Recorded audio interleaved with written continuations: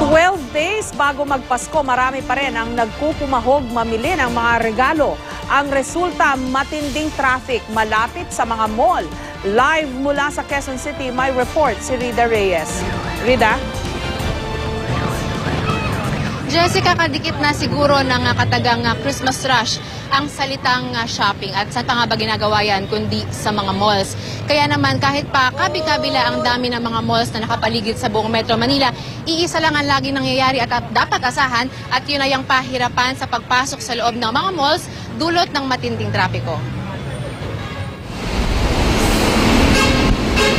Mapaumaga, tanghali o 10 oras ng gabi, wala na yatang pinipili ang pasakit na dala ng matinding trapiko sa EDSA, lalo pa ngayong panahon ng Pasko. Sa talangan ng MMDA, umakyat na ng 11% ang dami ng mga bumabiyahing sasakyan ngayong Disyembre. Pero kung inaakala mong tapos na ang mahabang krusada, oras na matumbok na ang destinasyong mall, nagkakamali ka. Sa bukana pa lang ng mall, panibagong konsumisyon ang naghihintay. Ubos oras na nga papasok ng gusali ng mall, ubos oras pa rin sa paghahanap ng parking slot. Ang ilang sasakyan tuloy, kung hindi nakabalagbag, naka-double parking naman. Ang resulta, mas grabing traffic. Hassle pa rin dahil siksikan. Ano kayo nag-park? Pero nag-intay na lang. Ano katagal, sir? Yun nga, half an hour din. Normal na raw ang ganitong eksena sa mga mall tuwing Christmas season, pero di ibig sabihin, dapat magpatuloy. Kaya ang MMDA, tinipo ng pamunuan ng mga malalaking mall sa Metro Manila para plantsahin ang mga traffic regulation measures sa paligid ng kani-kanilang nasasakupan. Yung sabihin ng traffic generator, destination yun eh. Shopping, leisure destination. So pinupuntahan ng tao. At lalong-lalo na ngayon, yung sinabi nila hanggang December 23, yung mall operating hours hanggang hating gabi. Tapos pagsimula pa ng Metro Manila Film Festival, manonood lahat ng sine naman. Kabilang sa plano ang pagtatalaga ng mall security guards sa entry at exit points ng mall hanggang sa parking area.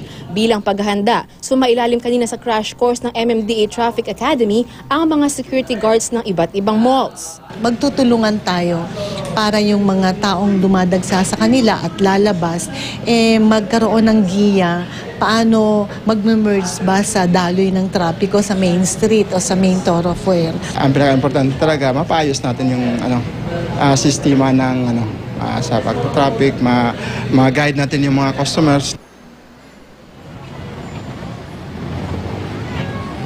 Okay, Jessica, tignan muna natin ang sitwasyon dito sa may EDSA North Avenue. Ayan, nakita nyo, salabat na halos. Ito yung U-turn slot, at ngayon ay medyo iba-iba na ng direksyon kasi karamihan sa mga sasakyan ayaw kasi nilang magbigayan. Yan daw yung isa sa mga problema na sinasabi ng mga traffic enforcers na nakausap natin kanina.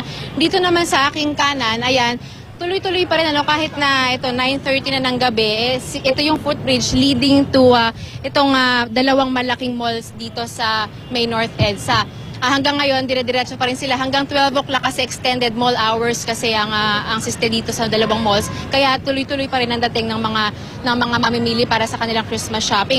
Ngayon, kasama pa rin sa plano ng MMDA at ng mga mall owners ang pagbuo ng tinatawag na Metro Manila Mall Owners Association o MOA, at kasama raw sa layo niyan ay magkaroon daw ng synchronized operational scheme para raw pagdating sa mga panuntunan pagdating sa trapiko sa paligid ng vicinity ng mga malls at pati na rin sa public safety ng lahat ng mga shoppers. Jessica? Rida, siguro naman hindi lang ngayon nila pinagmimitingan ang mga bagay-bagay, no? Dahil alam naman nila na pag magpapasko, dagsa talaga tao, traffic talaga.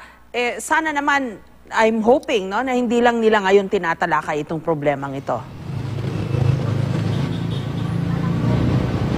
Oo, Jessica, alam mo kasi dito pa lamang sa kahabaan ng EDSA, meron ng at least 10 mga malls na matatagpuan sa kahabaan ng EDSA pa lang. Kaya naman, sabi nila, talaga naman domino effect dahil kapag traffic sa EDSA, siguradong traffic dun sa mga auxiliary roads leading to ditong sa mga malls. Kaya naman, ngayon lang kasi nagkaroon ng talagang coordination ng lahat ng mga malls, lalo na yung mga major malls, ay nagkaroon ng pagkakaisa para sakali kung magkakaroon ng sale yung isang mall, halimbawa, isang mall, ay siya na muna for this particular day and the next week na lamang daw yung kabilang mall.